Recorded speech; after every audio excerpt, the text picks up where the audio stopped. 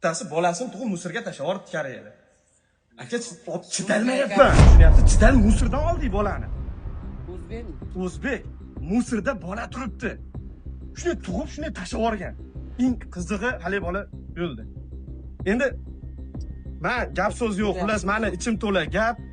Iltimos sizlardan o'zlaringiz yig'ishtirib olinglar, bu katta xolalarning uylari emas, pullarini qilib ketinglar. Inshaalloh marhumani haqqiga duo qilinglar.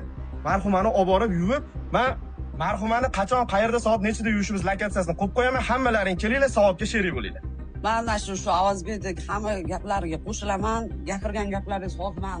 Men o'ylagan hamma gaplar sizlardan iltimos qizlar, oldingizga emas, ortingizga qaranglar. Shu narsa xayollaringga keldimi? Ortingizga qaranglar. Ortingizda hamma qolyapti. Sen keturasan.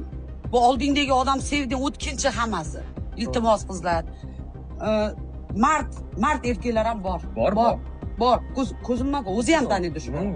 O'sha bola ota-onasiga qarshi chiqdi-da, uylandi, o'sha bola nikoh qildi. Shunaqa qizidi, qanaqa qilib qo'ydi bilasizmi? Qanaqa qizidi? Ko'rsangiz, uy deysiz-da. Lekin o'sha qizni hijobga kirgizdirib, bitta farzandli qilib, mana yaxshi yashashyapti. O'zi taniydi shu bolani. Birlar o'sha bunaqalar ko'p. Qarangda. Shu narsani ota-onalarga aytaman, shu O'zbekistondagi ota-onalarga aytaman. Bolang chetda yaxshi ko'rishib yuribdimi? 1,5 yil, 2 yil bo'lyaptimi?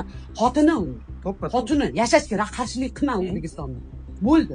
Farzandli qilyapti-da, tashlab ketyapti, u meni nevaram emas deyapti. Bu xato. U xato. Bunaqa bolachalar ko'p. Qanaqasiga seni yetti pushtingdan paydo bo'lgan, u seni nevaring. Men aytib o'shalarga ogohlantirib qo'yaman. Shu gapim. Men bu narsa o'ylaganlar o'sha kattalar xato qildi. To'g'ri. Yashab ko'rdi, qani bir yashab ko'r. Men senga roziman, bolam. Bir qofim gapni ayamanglar. Ko'p bunaqa narsa. Va eshigida shunday Koreyaning eshigini bitta ochib kirsang-da, bosib yotibdi. Ustida ham qiz ham bitta bola bilan yashayapti. Keldi yangi qiz. Bitta bola bilan yashayapti. O ishni ham jo'natyapsizlar. Bor bitta o'zbek bola bilan yashang. Bu xohlagan O'zbekiston emas, xohlagan gasisasini ochib turib, xohlagan xonasiga kirib ketadigan joylar. To'ppa. Shunaqa joyligini ogohlantirib qo'yaman. Qiz jo'natayotganlarga yaxshi gaplar bo'ldi.